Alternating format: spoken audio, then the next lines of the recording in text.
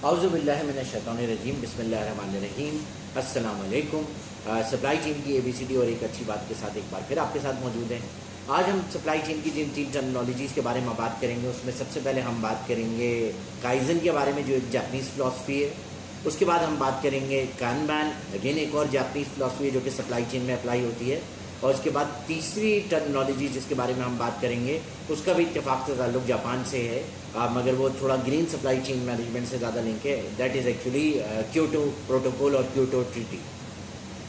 Kyoto एक Japan का जजीरा है, तो क्योटो प्रोटोकॉल या क्योटो ट्रीटी जो है उसको हम डिस्कस करेंगे। तो सबसे पहले आते हैं हम काइज़न की तरफ।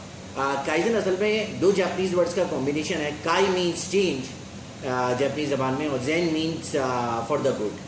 So change for the good is actually the actual translation of the Kaizen।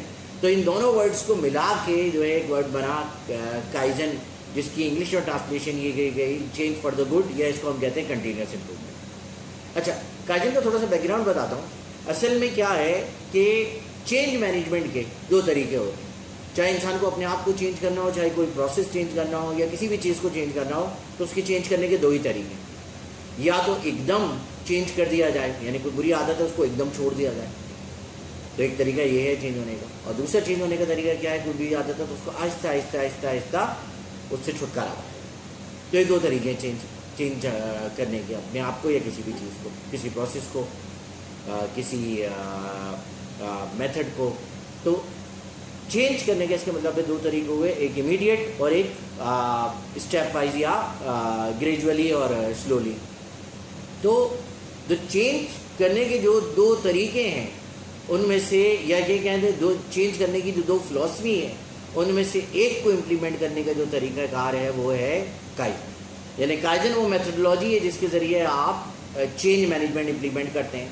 और काइजन किस तरह की चेंज को सपोर्ट करता है, किस तरह की चेंज की मेथडोलॉजी है, जो आहिस्ता आहिस्ता जो चेंज कर रहे होते हैं, यानी किसी आदत को या किसी भी चीज़ को जो आहिस्ता आहिस्ता चेंज करने का अमल है, उसमें जो मेथडोलॉजी या तरीक़ाकार जो इस्तेमाल करते हैं वो क्या है, वो काइजन। हम बात करेंगे दूसरी की भी कभी, जो कि क्वांटम चेंज कहलाता है, यानी एकदम जो चेंज किया जाता है। मगर आज हम बात करेंगे काइजन की। तो काइजन क्या है, चेंज मैनेजमेंट की एक मेथडोलॉजी है।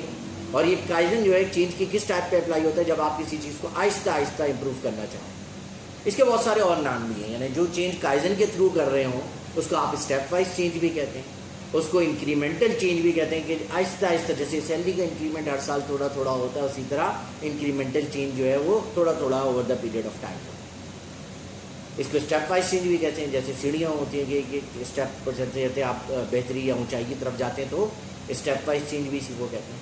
इसको ट्रांजैक्शनल चेंज भी कहते हैं। ट्रांजैक्शनल चेंज का मतलब जैसे पैसों की ट्रांजैक्शन बार बार होती है, इसी तरह बार बार इसमें थोड़ी थोड़ी इंप्रूवमेंट होती है, उसको ट्रांजैक्शनल चेंज भी कहते हैं।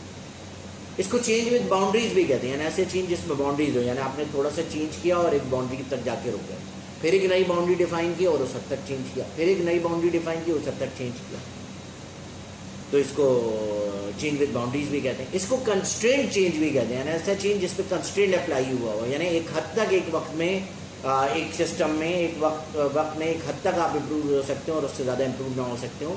तो that is actually also known as constraint change, यानी ऐसा चेंज जिस पर कंस्ट्रेंट अप्लाई हुआ हो। और इसी तरह इस चेंज का, इंक्रीमेंटल चेंज का या काइजन वाली चेंज का एक और नाम जो है वो है स्मॉल री इंजीनियरिंग। स्मॉल इंजीनियरिंग का मतलब ऐसी छोटी छोटी चेंजेस, छोटी छोटी री इंजीनियरिंग, जिसके ज़रिए आप वक्तन फ़वक्तन अपने आप में बेहतरी लाते जाते हैं या किसी प्रोसेस में बेहतरी लाते रहते हैं।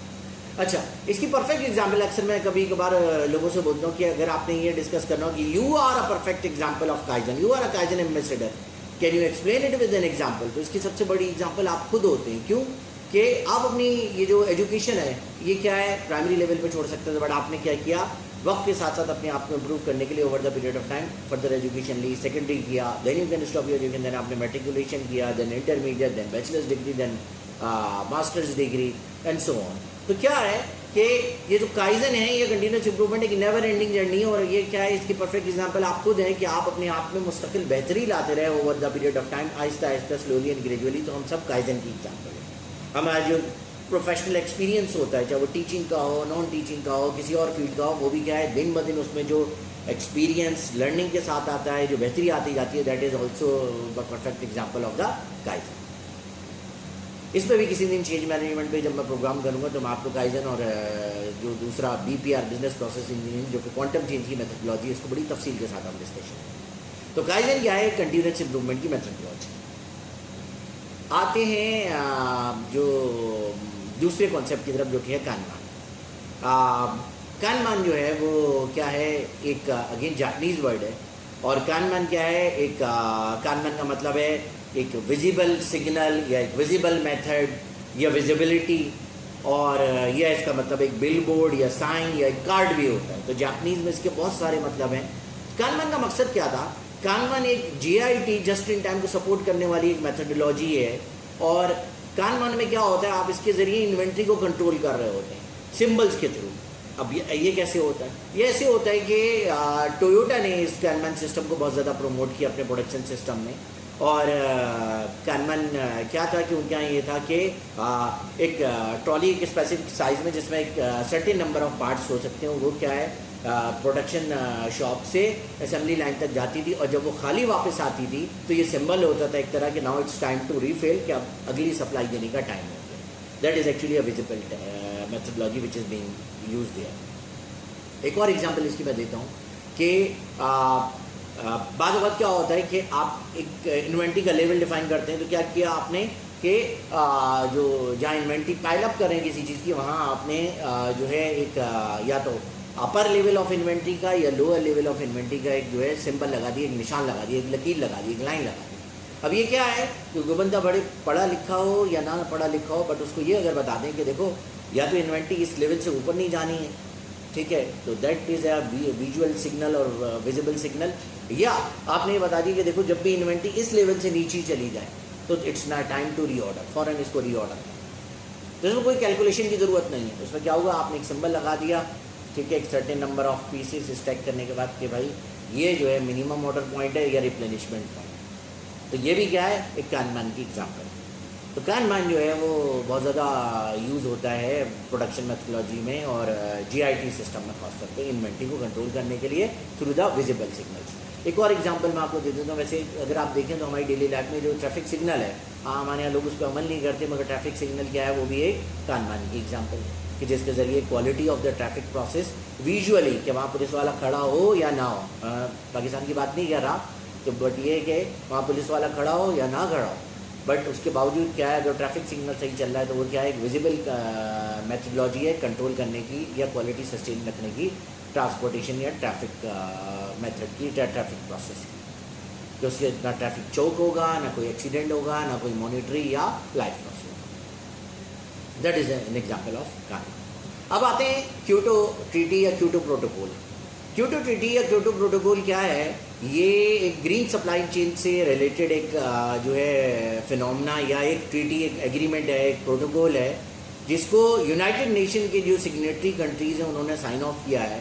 और यूनाइटेड नेशन का एक जो है एक फर्दर यानी एक्सटेंशन है, वो क्या है, जिसको हम UNFCCC यानी UNFCCC के नाम से जानते हैं, जिसका नाम क्या है, United nation framework convention for climate on climate change, United nation framework convention on climate change, UNFCCC।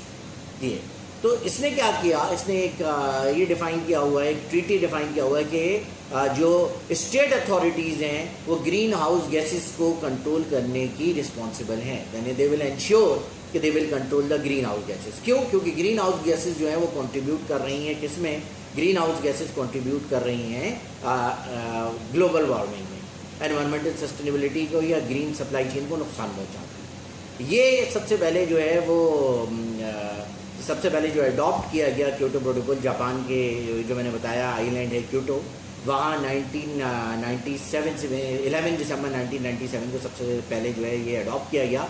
और इसकी फोर्स इम्प्लीमेंटेशन या फोर्स जो इम्प्लीमेंटेशन इसके सिग्नेटरी कंट्रीज़ हैं वो हुई आई थिंक 2002 में, 16 फरवरी 2002। और इसमें क्या आता है, क्योटो प्रोटोकॉल में 6 गैसेस जो हैं ग्रीन हाउस गैसेस में कंट्रोल करने की बात हुई। वो 6 गैसेस कौन कौन सी हैं, कार्बन डाइऑक्साइड आ गई, उसमें मीथेन आ गई, N2O यानी नाइट्रस ऑक्साइड आ गई, बाकी हाइड्रोफ्लोरोकार्बन्स आ गए, परफ्लोरोकार्बन्स आ गए, और सल्फर हेक्साफ्लोराइड जो है, ये SF6 जिसे हम कहते हैं, ये 6 गैसेस जो हैं वो उसमें कहा गया कि ये कंट्रोल करनी है ग्रीन हाउस गैसेस के डोमेन में, क्योंकि इससे ग्लोबल वार्मिंग फैल रही है। तो ये क्या है, ये है क्योटो प्रोटोकॉल, और इसके बहुत सारे सिग्नेटरी कंट्रीज़ हैं जो कि उसको फॉलो कर रहे होते हैं। तो ये थे आज का तीसरा कॉन्सेप्ट जो कि ग्रीन सप्लाई चेन से रिलेटेड था। अब आते हैं आज की अच्छी बात की तरफ। आज की अच्छी बात जो है वो सूरह यूनुस की आयत नंबर 62 और 63 है। क्या आयत है? सबसे पहले वो आयत जो है उसको मैं बताता हूँ वो क्या आयत है। वो आयत है, अला इन्ना औलिया अल्लाह ला खौफुन अलैहिम वला हुम यहज़नून। अला इन्ना औलिया अल्लाह ला खौफुन अलैहिम वला हुम यहज़नून अल्लज़ीना आमनू व कानू यत्तक़ून। 62nd आयत है, अला इन्ना औलिया अल्लाह ला खौफुन अलैहिम वला हुम यहज़नून। और 63rd आयत है, अल्लज़ीना आमनू कानू यत्तक़ून। इसका तर्जुमा है कि और जो अल्लाह के दोस्त हैं, ना उनको खौफ होगा और ना वो गमनाक होगा। और ये वो लोग हैं जो ईमान लाए और परहेजगार रहे। इसमें क्या मैसेज है? इसमें मैसेज ये है कि जो अल्लाह ताला का दोस्त होता है उसे दुनिया की किसी भी चीज़ का ना खौफ होता है और ना दुनियावी किसी नुकसान का गम होता है। हमने पहले भी डिस्कस किया था कि जो अल्लाह के दोस्त होते हैं उनको अगर कोई मुश्किल हो तो क्या होता है, मुश्किल दरपेश हो गई, कोई परेशानी आ गई, तो वो क्या कहते हैं, वह क़ालू इन्ना लिल्लाहि व इन्ना इलैहि राजिऊन। कि अगर उनको कोई मुसीबत आ जाए, ठीक है, कोई मसला आ जाए, तो क्या वो क्या कहते हैं कि हम अल्लाह ताला की तरफ से उसी की तरफ वापस पलट के जाना है। तो इसमें ही बात हो रही है कि अल्लाह ताला के जो दोस्त होते हैं, तो अल्लाह ताला के दोस्त जो हैं उनको किसी भी चीज़ पे, दुनिया की किसी भी चीज़ का नफ़े नुकसान, परेशानी, गम, इन सारी चीज़ों पे वो तवक्कल अल्लाह पे ही कर रहे होते हैं। और वही कहते हैं कि उनको किसी किस्म का, अल्लाह ताला खुद कह रहा है कि उनको ना किसी किस्म का खौफ होगा और ना उनका किसी किस्म का मलाल और रंज होगा। फिर आगे बता दिया कि कौन लोग होंगे जो कि अल्लाह ताला पे यकीन और ईमान रखते हैं। ईमान से फिर वही वाली बात कि अल्लाह ताला पे यकीन, पुख्ता यकीन रखते हैं, और साथ में क्या है, तकवा इख्तियार करते हैं, परहेजगार लोग। तो वो लोग क्या हैं, उनको ना खौफ होता है कभी किसी चीज़ का और ना उनको गम होता है किसी चीज़ का। तो क्या है, अल्लाह ताला हमें भी दुआ ये है कि उन औलिया अल्लाह बनने में, यानी अल्लाह ताला के दोस्त बनने की तौफीक अता फरमाए, ताकि हम उस तरह की साथ में या उन लोगों में शामिल हो सकें उनको ना किसी किस्म का गम होता है और ना उनको किसी किस्म का खौफ होता है। तो इस अच्छी बात के साथ आपसे इजाज़त चाहूँगा। कल फिर सप्लाई चेन की 3 टर्मिनोलॉजीज़ के साथ और एक अच्छी बात के साथ हाजिर होंगे। अपना ख्याल रखिएगा। अल्लाह।